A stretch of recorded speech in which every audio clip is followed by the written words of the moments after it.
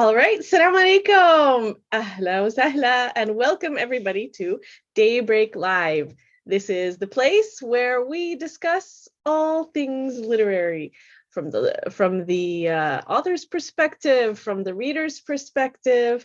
We are living in the literary landscape over here at Daybreak Live. This is the first Thursday. It's the second Thursday, right? Second Thursday. This is the second Thursday of the month. So naturally, our guest today is Muti'ah Badruddeen, who joins us once a month to talk to the authors among us and speak about the reality of being an author. Like, I heard a quote this past weekend. I was listening to a podcast and they were advertising another podcast. And there was somebody on there who was saying, it was actually David Sedaris, if anybody knows David Sedaris, he's a humor writer. And he was saying, people come up to me and they say, I want to be an artist or I want to be a writer. And I say to them, is it the only thing you think about? Is it the only thing you want to do? Because people who are writers and people who are artists are like, it's like opening a hot oven. Like, you ask them about their stuff, you have to take a step back because they just, it's like, here comes the heat of all of their passion. And I thought, this is true, but this is very obviously something that is being spoken by a man. Because women don't have that option of just, he said that's the only thing they do, that's the only thing they think about, it's the only thing they talk about. They're not good friends for other people, they don't have relationships, they're both, and I was like, spoken like a true man. It's a man, because like you said, women don't have the option to be that invested in one thing. We have so many things. Right, and most writers begin when they are doing something else. Like, even Stephen King was doing all kinds of menial jobs before his books hit it big. Writers often have to start that way. Yeah, writing doesn't pay you to not do anything except for writing, at least for a very long time. Maybe at some point you find some success with it or commercial success or something. But for most writers, the reality is you wouldn't, and if you did, it would be years down the line, not like So we don't say this. We don't say this to discourage people from writing. We say this to help you not feel bad. Okay, you still have to do it while you're doing something else. Everybody does. Don't be discouraged. Don't be discouraged by that. Just go to manage expectations. To manage your expectations, and you don't put unrealistic expectations on your creative process. I think that if I had to rely on my writing for my living, I don't know if I could do it, because it's a lot, and my needs are wide and varied, and writing doesn't pay that much. It doesn't at all. Yeah. I mean, I've been doing this seriously now for 2 years, and I'm just about breaking even how much I have put into it to get my book published. I'm just about breaking even now. So it's true on that. It's true on that extent. You have to have that passion to make it worth it to you, and you have to have something inside you that needs to get out. SubhanAllah. That needs to come out. Yes, definitely. All right, so I'm going to go back and introduce us again to Muti'ah because I found a different bio and it's so much fun. So really? she has no idea.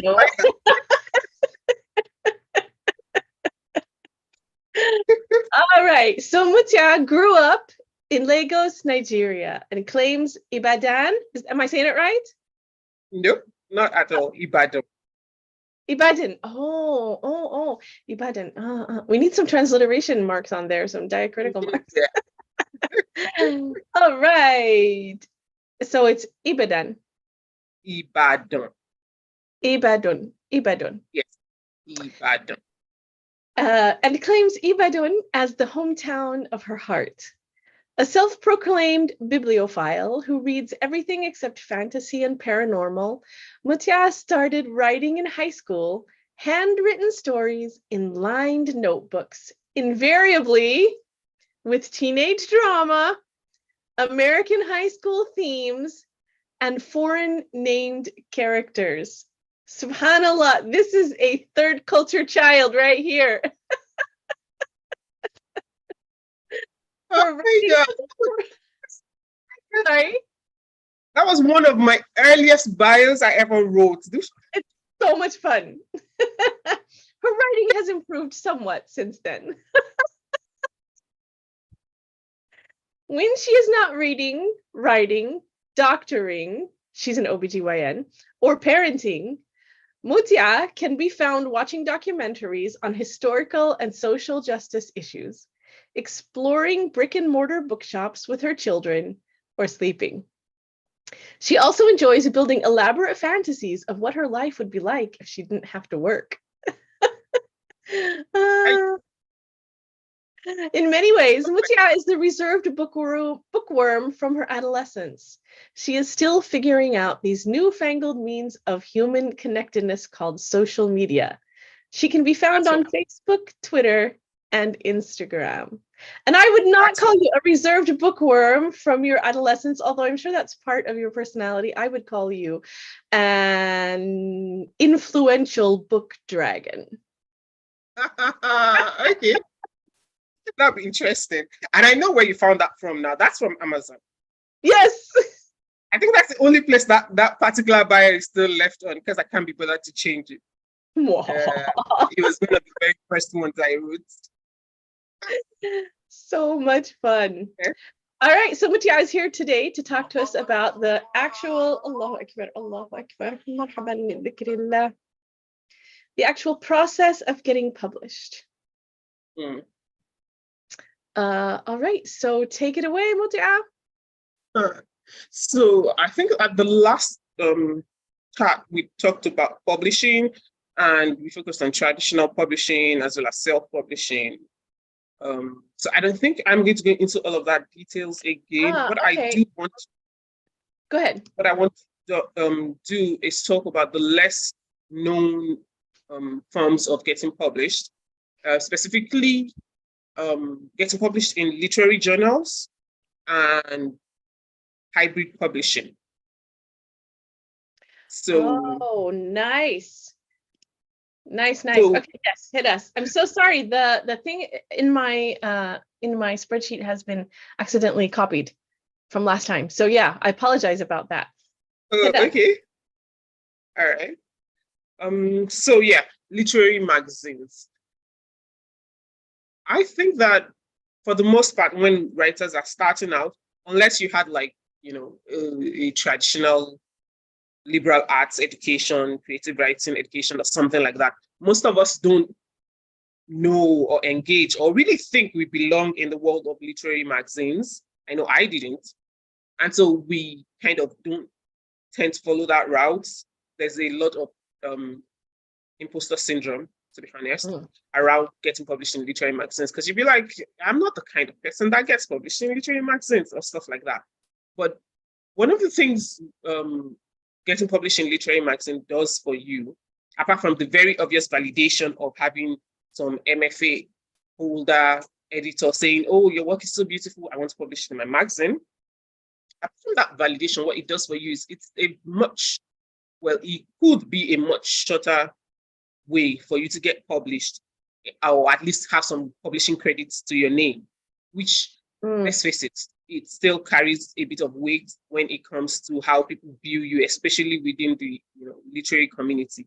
Especially if you're writing something that's not genre fiction. If you're writing literary fiction by itself, then people put stuff in stuff like that.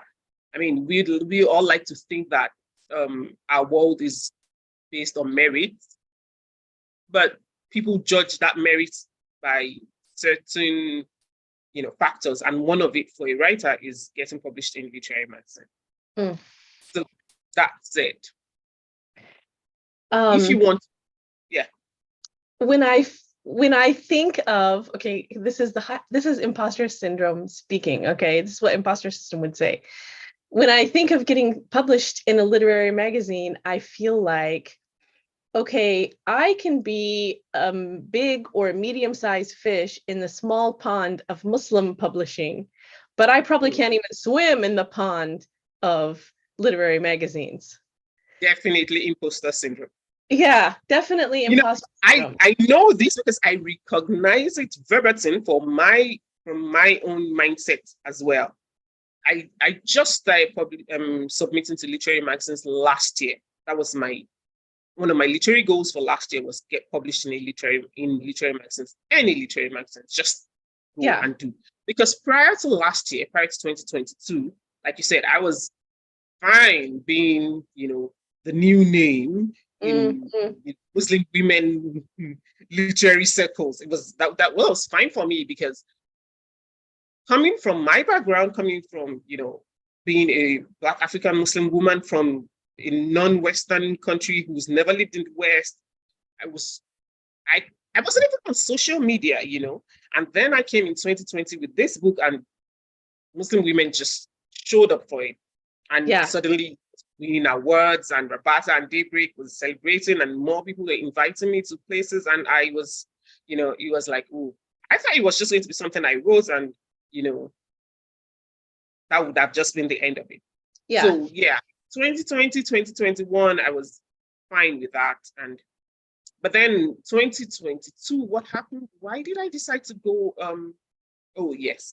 I know I thought in 2022, I started writing a historical fiction in 2021, actually. And it's not Islamic fiction. I mean, the characters are Muslim, but the themes, everything is more of, an African fiction than an Islamic fiction. So the audience is not so much the Muslims as it is, literary readers, Yeah. And I thought, okay, the initial reactions to the first pages or whatever, it actually started out as a blog. And the initial reactions from people who read that was, oh my God, this is this and this is, and I was like, I should really check it out if this is really as good as I think it is. I mean, I think it's fabulous, but that's just me.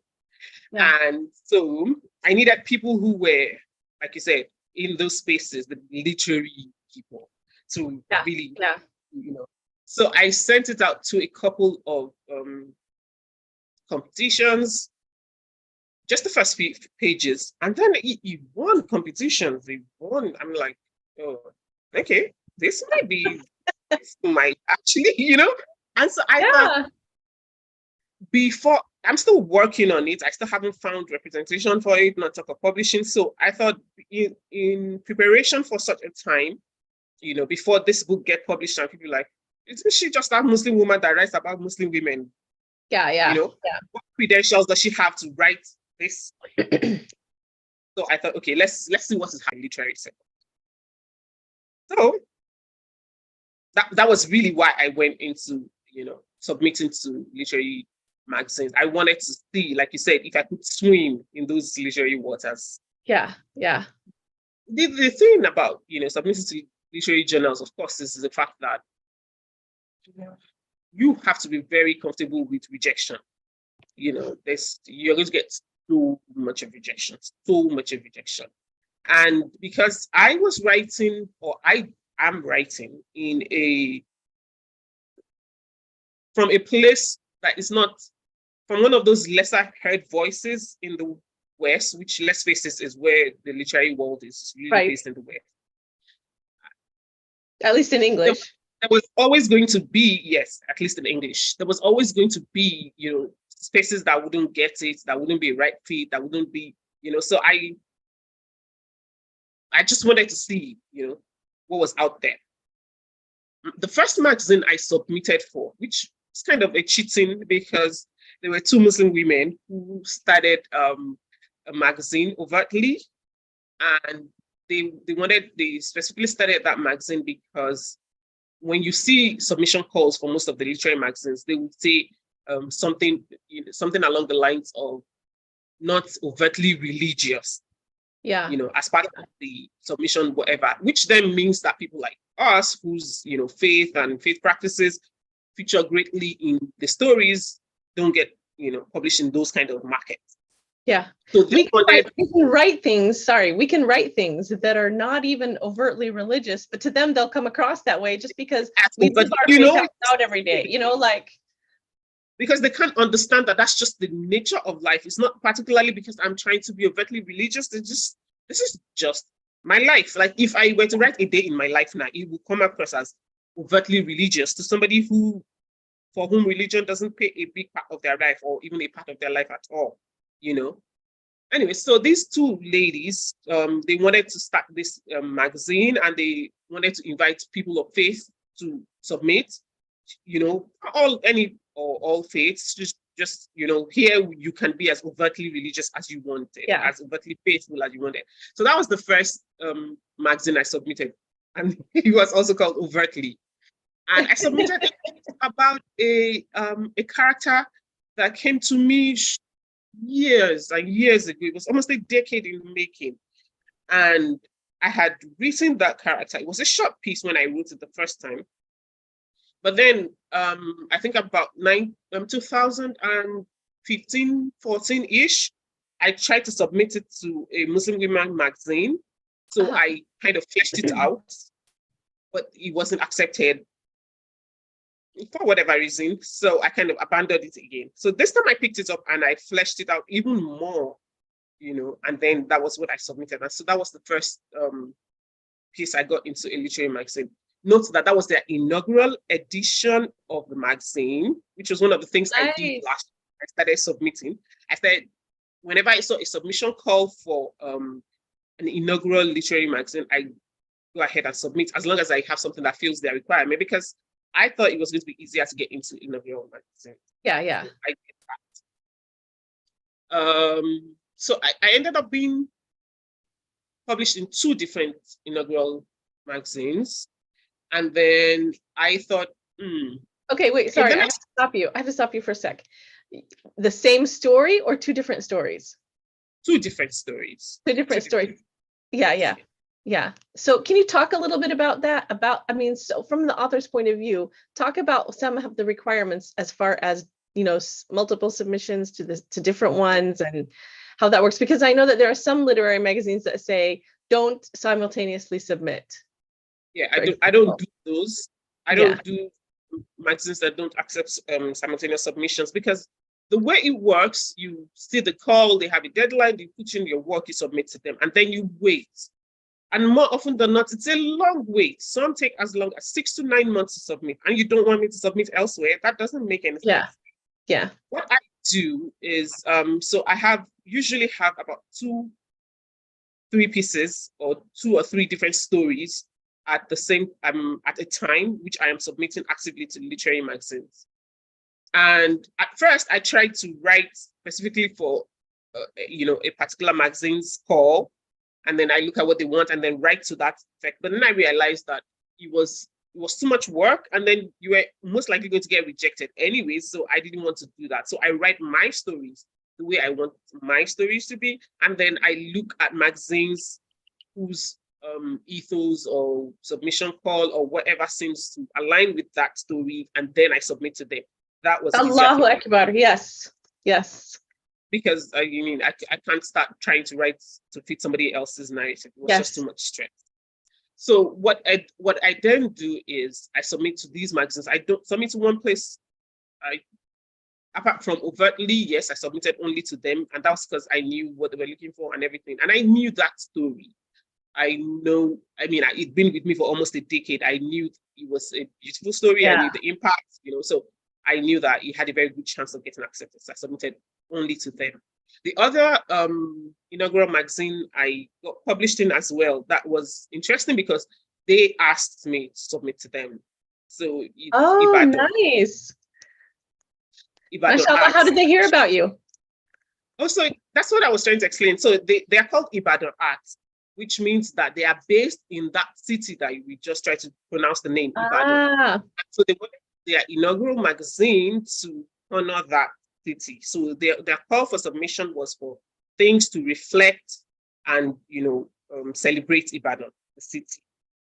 And if you remember from Reiki and Z, the first pages of Reiki and Z is literally describing a market scene and stuff. That is Ibadan. Yes. Okay. So that's why they reached out to me. Beautiful. So for that, I submitted only that story only to them as well. So those two, but typically I tend to submit in batches of 10. So if I have those 3 stories or 2, most times I have 2. So one of them will be Islamic, one of them will be literary fiction, usually African fiction that is not, so much Muslim focused.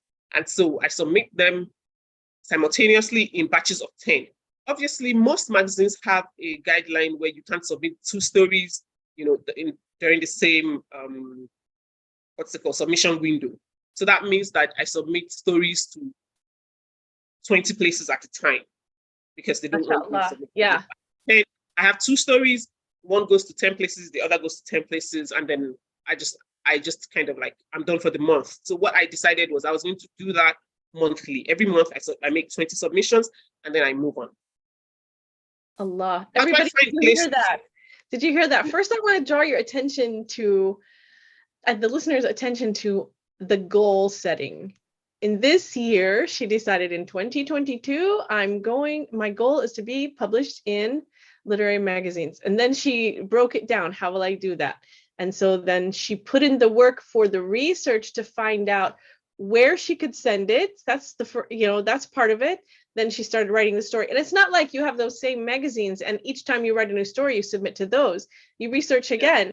So this is broken down into steps that are both manageable and they're significant steps. So so this kind of thinking is sometimes difficult for people who are writers because a lot of people who are introverts, ENFPs, kind of, people who are not ISTJs in the MBTI, which mean people who are organized enough and they think in this way and this is their default system. Like for people like me, creating a system like that is not something I would think of naturally. I would say I have this goal and then I'd be like, oh yeah, I have that goal. I have to go work on that. Oh yeah, I have to have that goal. I have to go work on that. But I wouldn't break it down like that. So writers who would not naturally do that, perk up an ear. To be fair, I did pay through my nose in 2021 to have an Islamic time coach walk through making sense of my life or my time or my day, because 2021, I was overwhelmed. Ricky and Z was still going strong. Falter was coming out. I was always, I had promotions to do, but I also had invitations to Muslim women literary events. And I was still working, my work, and I still had my kids. Parenting and I was stretched out.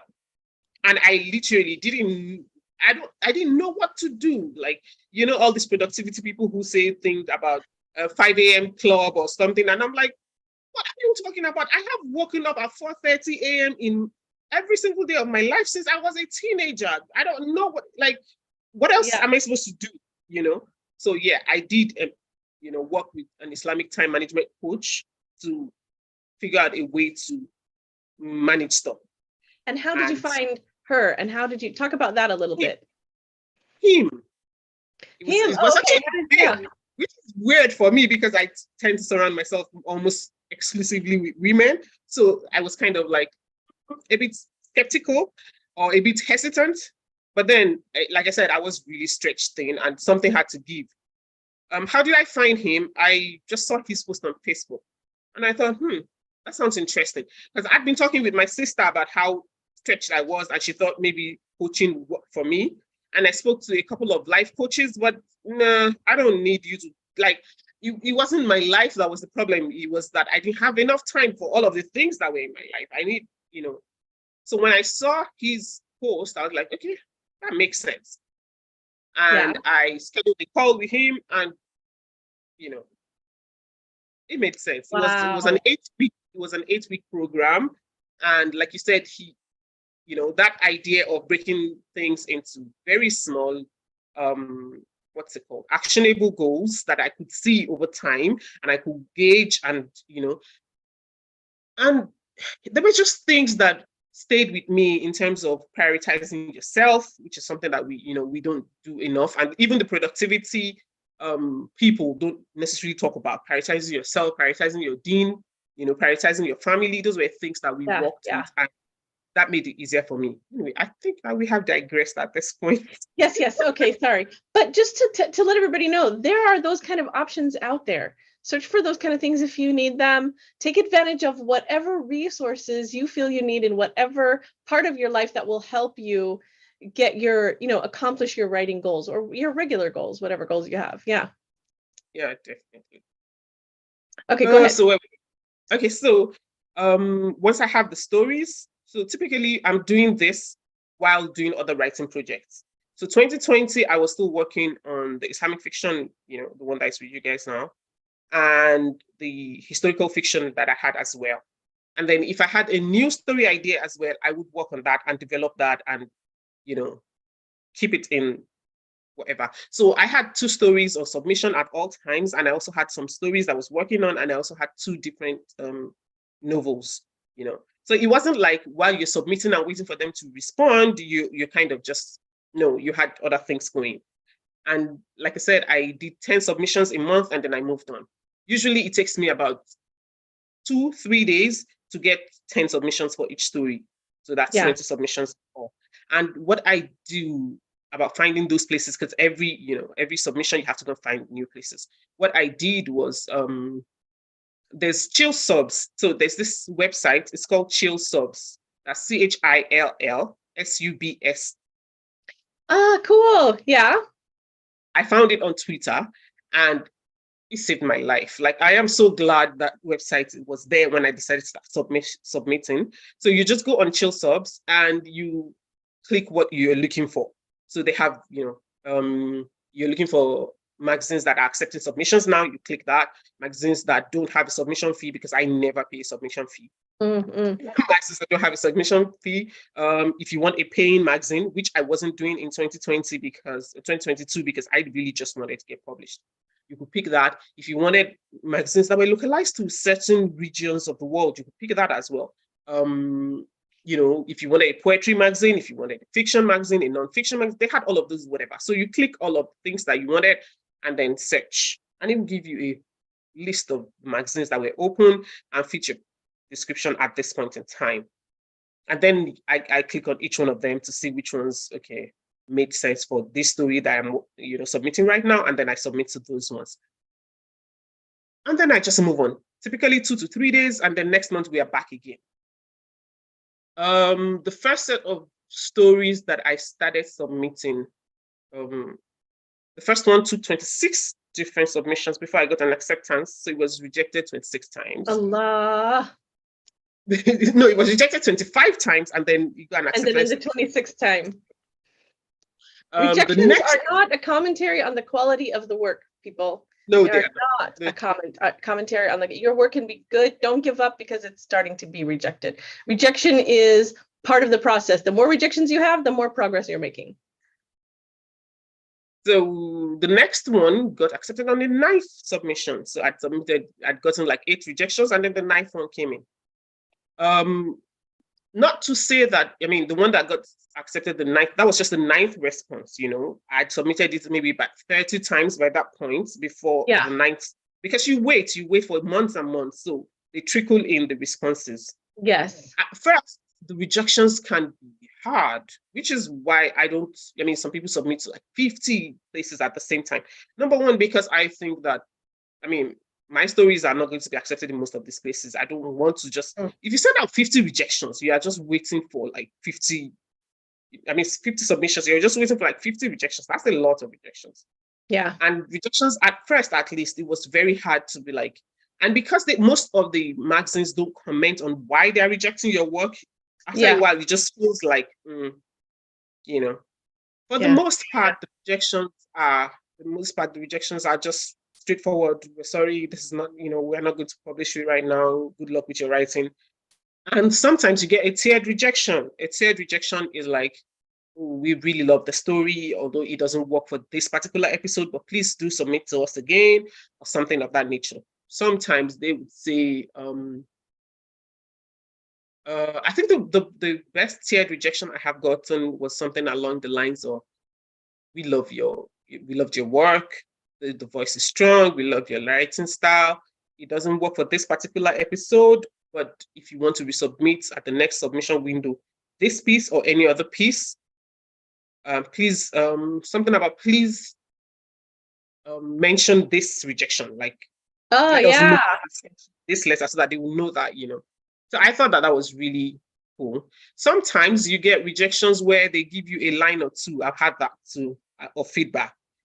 There was one where they said, the story it doesn't follow a defined narrative arc or something, which is another problem that I have because most of these magazines and stuff are based in the West, so they expect storytelling to conform with the Western hero's journey narrative, which doesn't necessarily always work for those of us who are from the global South.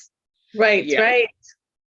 for the most part, the editors are nice and the rejections are, so you just reject that. SubhanAllah, we just don't think of, it doesn't occur to people that there are different writing styles in different languages.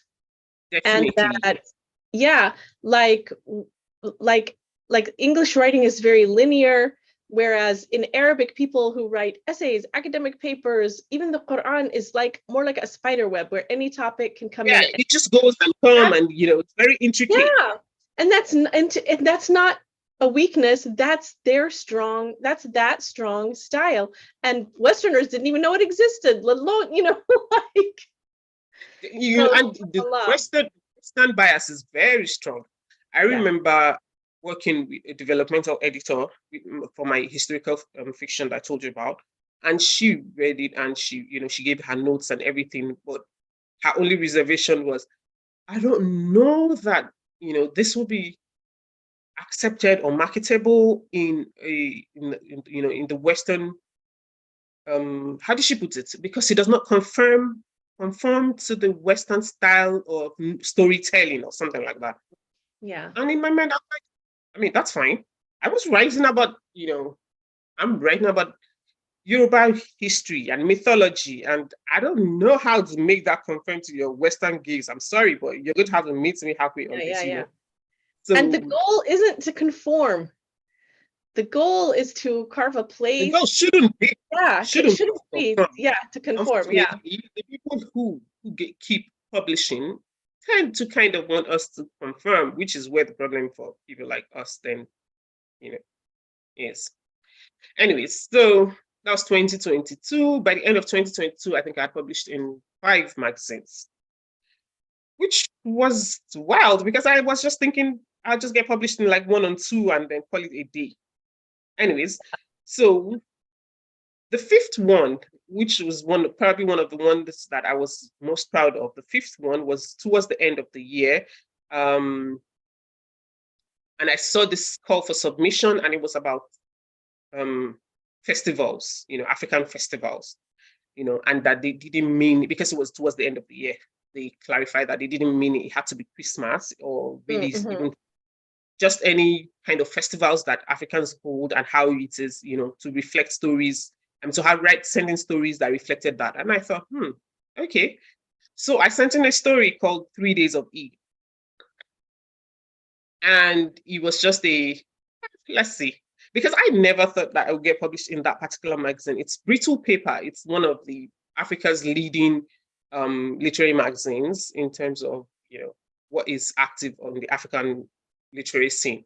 So I didn't think, and 3 Days of Eid was my typical Islamic fiction, story. It was part of Ricky and Z, but I had brought it out and made it into a standalone story. And then the email, I said, you're going to be published in Brittle. And I'm like, oh, my goodness. So that was crazy. So that was really crazy. And that was towards the end of 2022. And we just moved on from there. So this year, after that Brittle Paper publication, this year I thought, okay, so this year is going to be for African literary scene. Like, fine, I kind of wormed my way into being a small fish in Muslim women fiction spaces, but let's see what I can do in African women, African writers spaces. Of course, it helps that I won the swap in Nigeria, the Spring Women Authors Prize, which again, I never thought I would. So both of them put together, really, this Brittle Paper publication and Ricky Ansi winning swap. I thought, okay, let's see what the African market does. got first. And then boom, January, like just January. That was like my third response.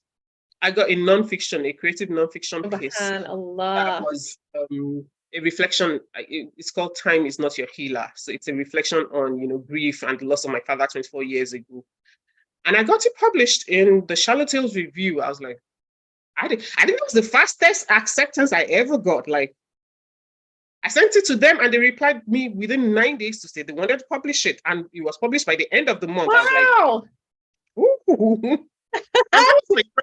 That was my first creative non-fiction piece as well, because, it was a long time coming. I started working on it in August, which was the anniversary of my father's death. And because it was my first creative non-fiction piece, I worked with an editor on it. So I wrote it and then I sent it to her and she gave me pointers and we, talked about what to change, what to substitute. Some of them I would agree, some of them I'd be like, no, I'm keeping this, so we worked it. And then I sent it off. I think their submission was in, I don't know, but I know that within 9 days, the response had come and then it came out. And then it was just crazy because that particular nonfiction piece became something that Nigerian and African writers really just started reaching out to me for, like, oh, I read that your essay, you were so this and then it's like, oh, okay, so that I think that because I had gotten into the Charlatans in January, that kind of slowed down my this year is for African people. I felt like, okay, I have like, just a tiny bit to put hold.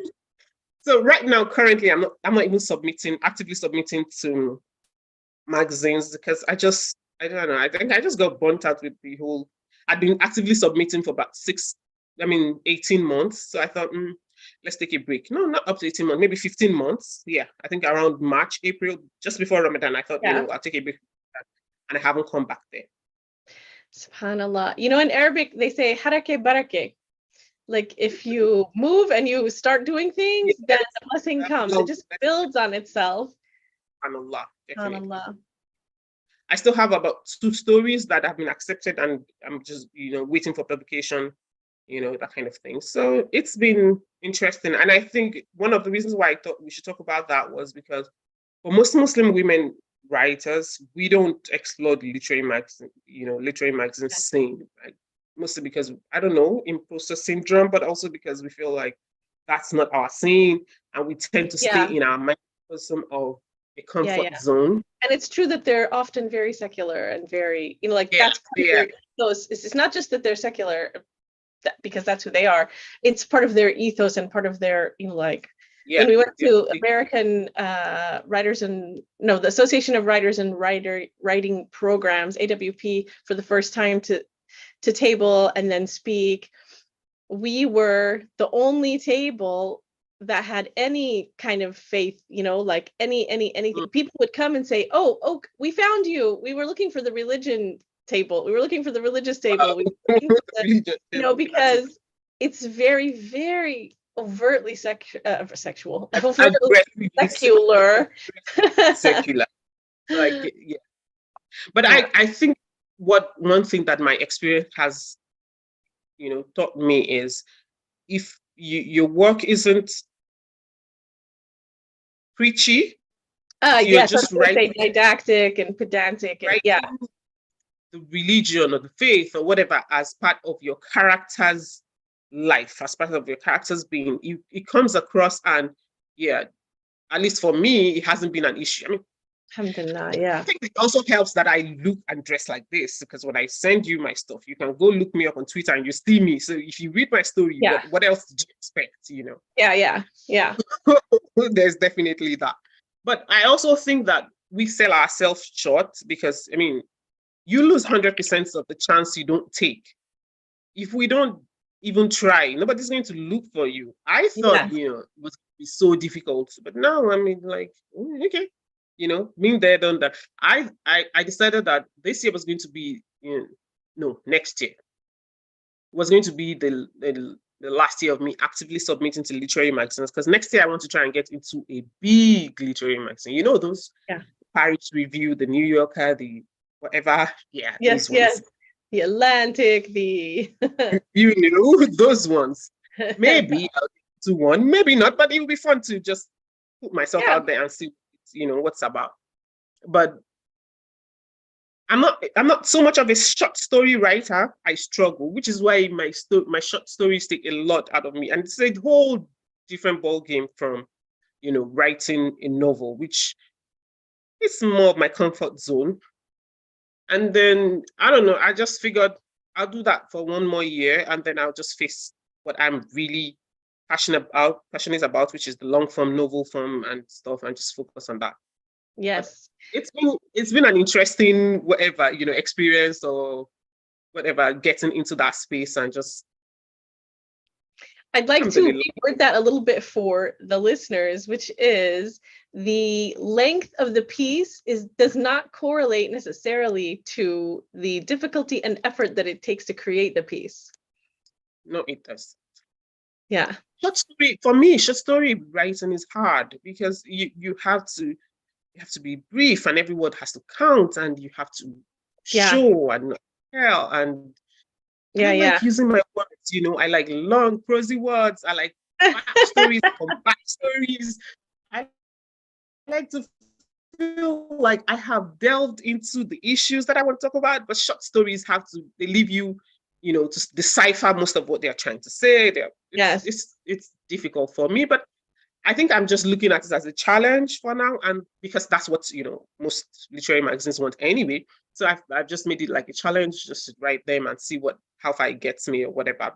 This year, actually, my goal, apart from getting to the African literary scene, which I kind of have made a secondary, is to get creative writing fiction pieces because I didn't used to do nonfiction, and when time is not your healer came and the response you got, and I'm like, oh, okay, like maybe there's something to this, And so I've started working on that as well. I have like 2 different pieces I'm tinkering with at the moment.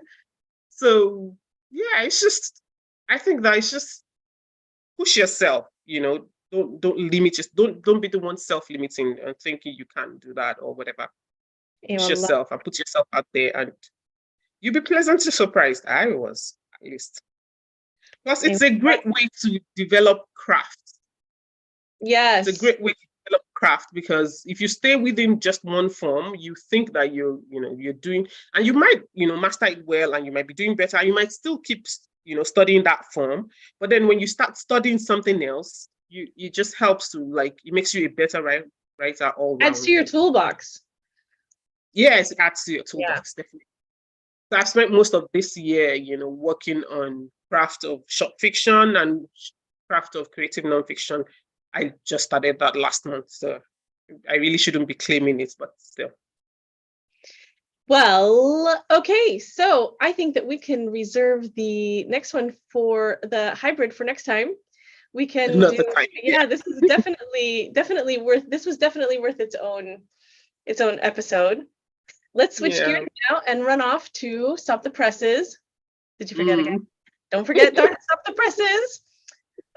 Question number 1. Are you the kind of person who can take naps easily? No. Oh my God, no. I used to be when I was younger. It was a long time ago, but I mean, between medical school and medical practice and motherhood, and I have to be in my space, with absolute quietness and absolute quiet. It's a hassle. All right. When did you start wearing glasses? I was 12, going to 13 or something. Did you have like the typical, I can't see the board, or how did it work? Oh, yes. I did have that, but I had that for years. I was about this height from when I was 11 years old. So my growth spot was very early.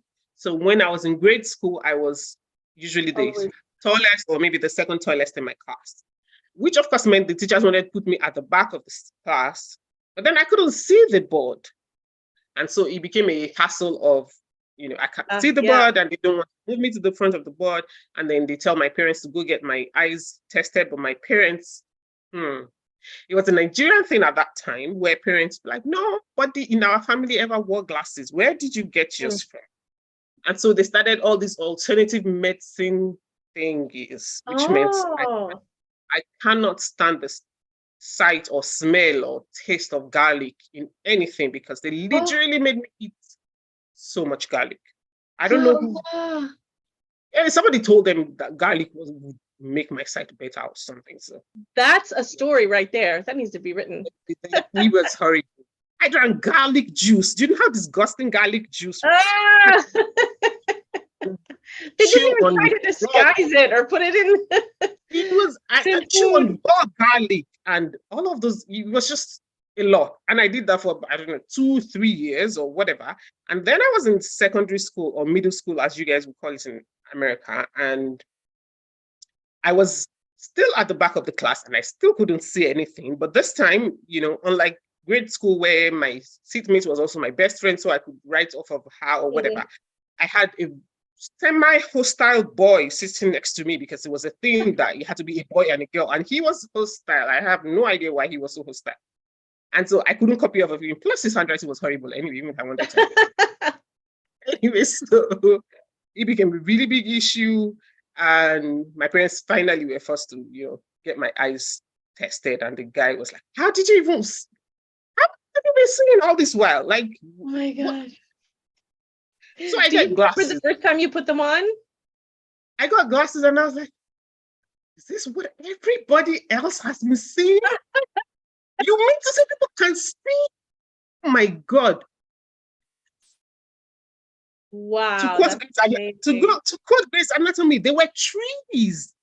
The green blob on the side of the roads were trees and leaves. Like, oh my God, amazing. Subhanallah. The interesting thing, of course, now is pretty much everybody in my family is wearing glasses. Me, my siblings, my mom, my children, pretty much everybody. I want to turn to my parents and say, nobody in my family. Oh my goodness. Okay, so, and your last question is,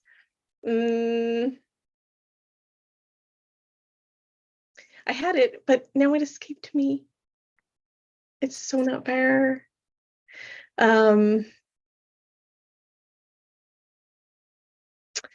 Let's see. Who is your favorite writer? So difficult. I don't like it when people do that. It's so not fair. That's all my favorite books. Like, oh my God, there's so many. Okay, so who? Tell us some, like a few that you like. Okay.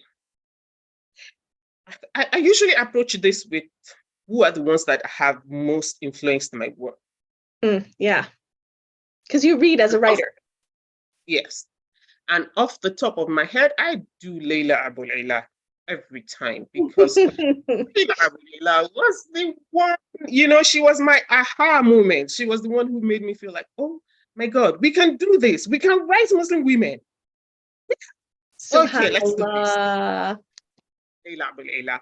Plus, she writes beautiful interiority for the Muslim women characters, mashallah alayha. I really love her work.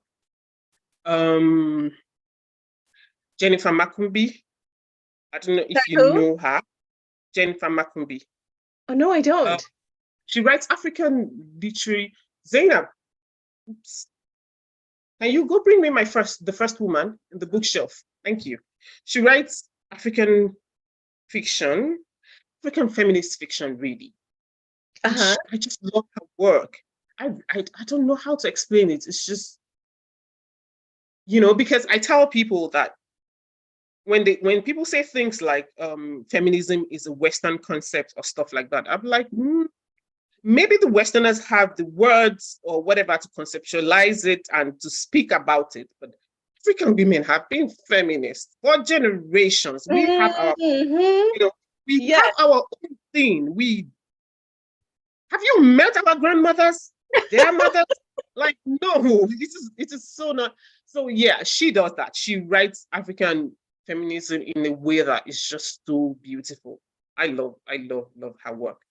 Let me see who else.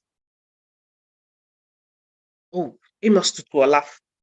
you wouldn't know him. He's one of the older Nigerian writers. I think his work got published in 1930s or 1942 or something like that. The Palm Wine Drink Card is probably the most popular of his books, and even the title tells you what, why I love, or the thing that touches me most about the book. Like, it is the Palm Wine Drink Card, not drink card, drink card, not the drunk. Drink card. That's not even a word, and that's what he does with his work. So he writes in English, but he writes Yoruba language in English. I don't know how to explain it. Oh, subhanAllah, yes. And he's not constrained by, the laws of English language. Like, he doesn't care. He's just writing. It's beautiful. And I just love that, So, yeah, there is that.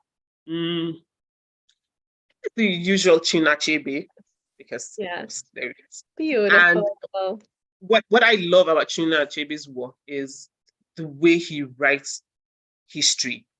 And he talks about colonization, definitely, because that's his era. He was one of the, era of post-colonial literatures and stuff.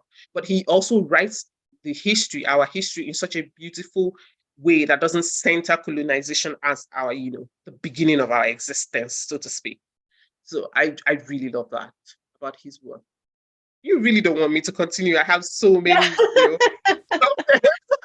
Make a blog post on your blog that talks about them. I know that you do book reviews and stuff. So. I know. I have so many things that you could probably be talking about on my blog, but there is someday, inshallah. Yes, Ya Rab, inshallah. All right, thank you so much for another lively and lovely edition of Daybreak Live. We will see you again the next time, the second Thursday in June. Inshallah. And until then, keep writing and keep thinking of things that you can tell us that will help us write. Inshallah. All right. Assalamu alaikum. Wa alaikum salam wa rahmatullah.